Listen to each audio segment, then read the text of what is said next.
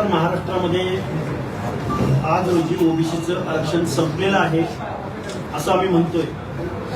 मुळात महाराष्ट्रामधले सर्व मंत्री, मुख्यमंत्री, उपमुख्यमंत्री, विरोधी पक्षनेते, आमदार, खासदार या सगळ्यांचं म्हणणं असं आहे की ओबीसी आरक्षणाला धक्का न लावता आता आमचं मुख्यमंत्री महोदयांना एक विनंती आहे की ओबीसी आरक्षणाला धक्का लागलाय का नाही लागलाय तेवढं तुम्ही आम्हाला पुढे येऊन सांगितलं पाहिजे।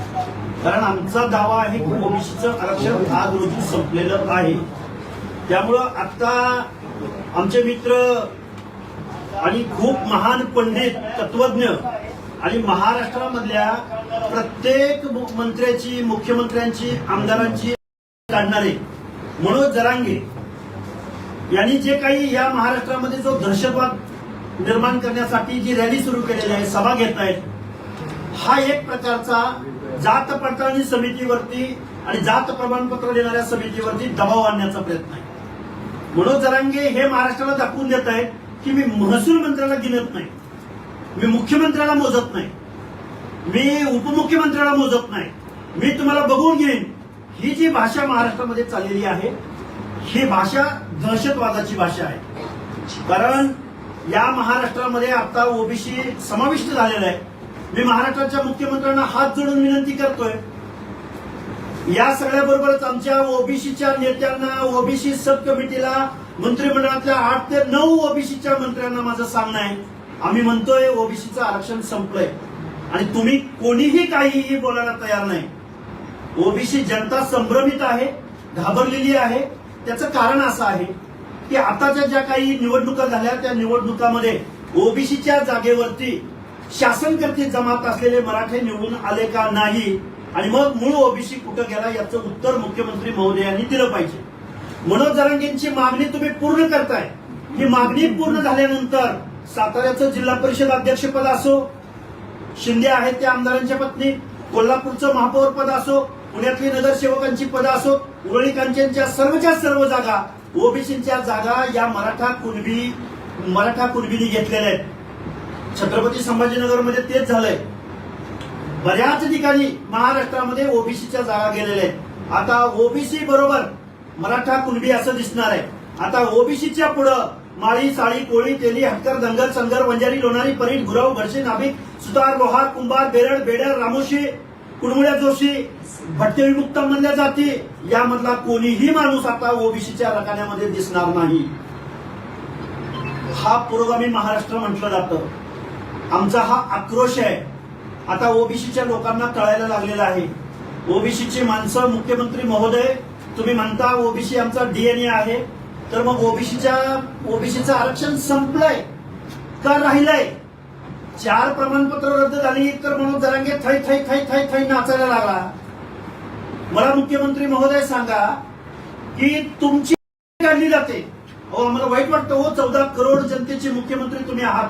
तुमचा पक्ष कुठला आहे, पार्टी कुठली आहे, तुमची विचारधारा कुठली आहे हे आपण 2 मिनिटं बाजूला ठेवू।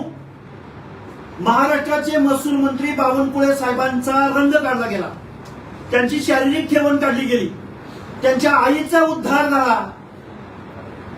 दुसऱ्या बाजूला भाजपचे कार्यकर्ते बोलायला तयार नाही। तो प्रसाद लाड म्हणतो लक्ष्मण हाकेला ठोकून काढतो। या महाराष्ट्रामध्ये चंद्रशेखर बावनकुळेंची आईमाई काढली जात असताना, वर्णविद्वेष रंगावरनं बोललं जात असताना महाराष्ट्रातले पुरोगामी गेले कुठं? कुठल्या बेळात लपून बसले? गाव पक्ष पार्टी नंतर इथं जातीवरनं बोललं जातंय, रंगावरनं बोललं जातंय, दिसण्यावरनं बोललं जातंय। हा वर्णविद्वेष नाही का? मनोज जरांगे मुख्यमंत्र्यांची आईमाई काढली जाते। एकनाथरावजी शिंदेंना पण तसंच बोललेले आहेत। आम्ही म्हणत नाही फक्त ओबीसी। या मनोज जरांगेंनी पहिल्यांदा काय केलं, माननीय छगनरावजी भुजबळांवरती ते बोलत राहिले। नंतर कुणावर बोलत राहिले तर मुख्यमंत्री देवेंद्र फडणवीस साहेबांवर बोलत राहिले। नंतर कुणावर बोलत राहिले तर परळीच्या मुंडे बंधू भगिनीवर बोलत राहिले। नंतर कुणावर बोलत राहिले, अरे आज चंद्रशेखर बावनकुळेवर बोलतायत। म्हणजे ओबीसी मधल्या नेत्याला पहिल्यांदा टार्गेट करायचं, पुन्हा त्याची जात शोधायची, पुन्हा त्याचं वर्णन शोधायचं, कुणाला चष्म्यावरनं बोलतोय, कुणाला रंगावरनं बोलतोय, कुणाला कशावरनं बोलतोय। नक्की काय चाललंय? महाराष्ट्रामध्ये अत्रेंची भाषा बघितली, महाराष्ट्राने ठाकरेंची भाषा बघितली, पण मनोज जरांगे नावाच्या एका फळकूट माणसानं या महाराष्ट्रामध्ये जाती द्वेषाची भाषा पुढे आणलेली. आम्हाला खूप वाईट वाटतं या गोष्टीचं. पण आज रोजी ओबीसीचं महाराष्ट्रातलं आरक्षण संपलंय हा आमचा पूर्णपणे दावा आहे. मुख्यमंत्री महोदय आणि त्या मनोज जरांगेला भेटायला जाणारे विखे पाटील, परत आपले सामंत साहेब शिवसेनेचे, तुम्ही किती वेळा जाता त्या जरांगेला भेटायला? काल परवा जरांगे बोलला की मला शिरसाट साहेबांचे पावणे 200 कॉल आले. त्याला म्हणजे मनोज जरांगेच्या मताला 5 अधिकार आहेत आणि ओबीसीच्या मताला 1 अधिकार आहे. म्हणजे तुम्हाला ओबीसीच्या मताची काळजी नाही वाटत? मुख्यमंत्री महोदय, 2 उपमुख्यमंत्री, विरोधी पक्ष नेते, तुम्हाला ओबीसीच्या मताची फिकीर नाही? तुम्हाला राजकारण करायचंय ना? तुमचा पक्ष अडचणीत येईल असं वाटतं ना? आणि सगळे धोशेती वावरतात. एकही माणूस बोलायला तयार नाही, ओबीसीचे नेते बोलायला तयार नाहीत. नक्की चाललंय काय या महाराष्ट्रामध्ये? ओबीसी बांधवांची रिॲक्शन ही प्रचंड आहे. मी आज सोलापूरमध्ये आलोय. कुठून माणसं आलेत, कशी आलेत, ही सगळी नगरपालिका मधली माणसं आहेत. वेगवेगळ्या जिल्हा परिषदामध्ये सोलापूरचा जिल्हा परिषद अध्यक्ष केदार म्हणून आहे, त्यांनी ओबीसीच्या जागेवर आता जागा ती खाऊन टाकलेली. इथून पुढच्या कालावधीमध्ये गावगाड्यातला ओबीसी, भटके विमुक्त जाती जमाती या नगरसेवक दिसणार नाहीत, महापौर दिसणार नाहीत, जिल्हा परिषद अध्यक्ष दिसणार. हे मी राजकारणावर बोलतोय. काल शिक्षकांची नोकर भरती निघाली. या नोकर भरतीमध्ये त्यांना जेवढ्या जागा हव्या होत्या त्याच्यापेक्षा 10% सुद्धा जागा आता कॅटेगरी मधल्या लोकांना मिळत नाही. याचं कारण काय? संविधान म्हणतं की शिक्षण आणि नोकरीचे एंट्री पॉइंटला आरक्षण द्या. तुम्ही कुठला रोस्टर सांगताय? तुम्ही कुठल्या जागा तुमच्या फुलफिल आहे म्हणून सांगताय आणि मग आमच्या जागा फुलफिल आहे तर ईडब्ल्यूएसच्या आणि एससीबीसीच्या जागा कशा वाढतात? त्यांचे प्रतिनिधी नाहीत का तिथं? हे सगळं महाराष्ट्रामध्ये सामाजिक अन्याय चाललाय.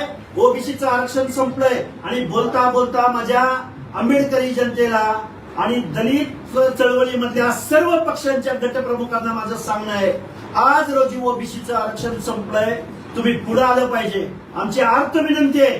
मागच्या चुका ज्या झाल्या त्या झाल्या, पण आज रोजी आम्ही जात्यामध्ये आहोत. उद्या एससी एसटी सुपा मधून जात्यामध्ये येणार आहे आणि आपलं आरक्षण संपणार आहे.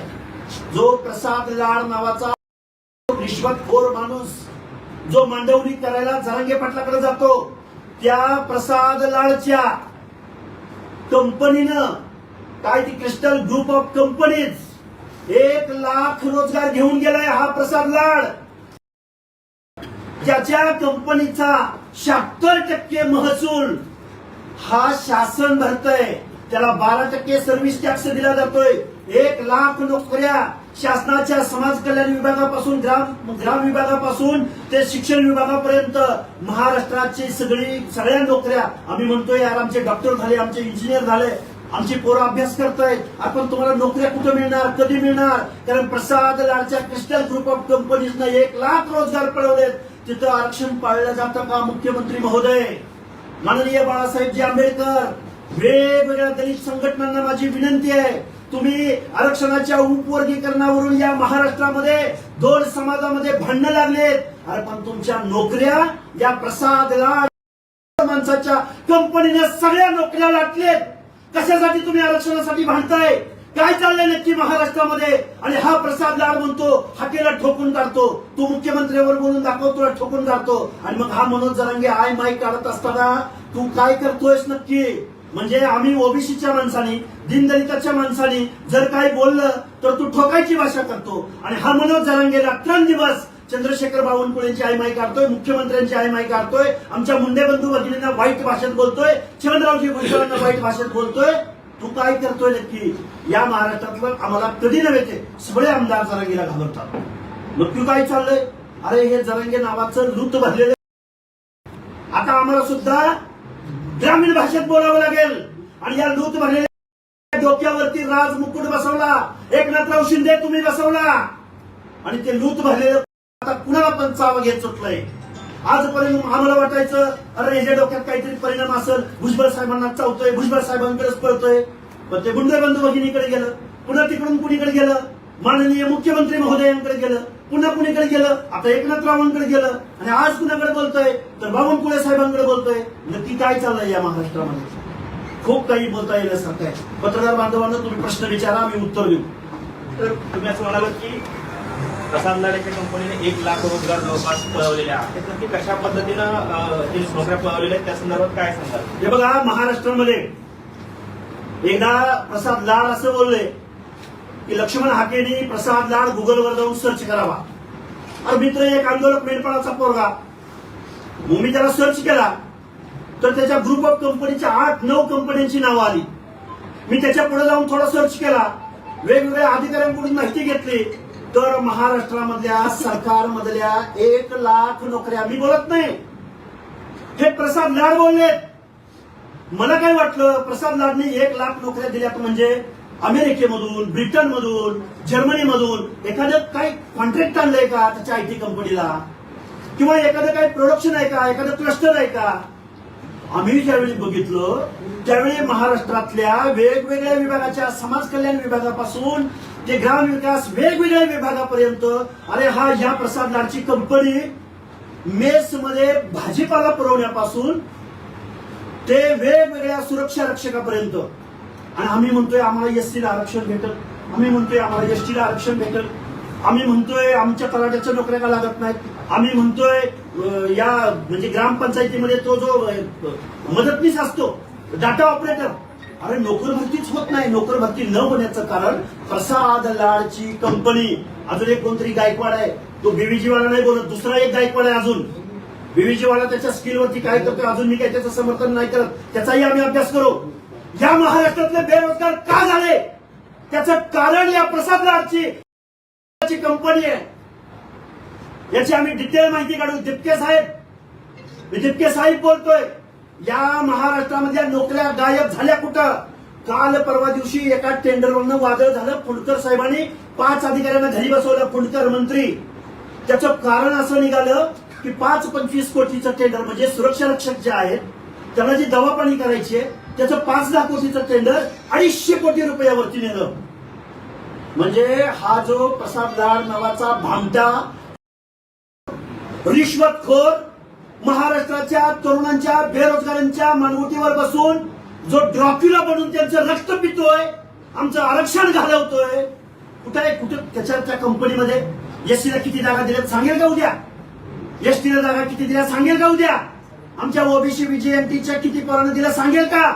माझ्या माता भगिनींना जो कामगार कायद्यानुसार जे काही प्रोव्हिडंट फंडापासून त्या अनेक गोष्टी आहेत. महाराष्ट्रातील ताज्या बातम्यांसाठी बघत रहा टाइम्स टुडे 18 न्यूज. सोबतच शेअर करा, सबस्क्राईब करा आणि बेल आयकॉन प्रेस करा.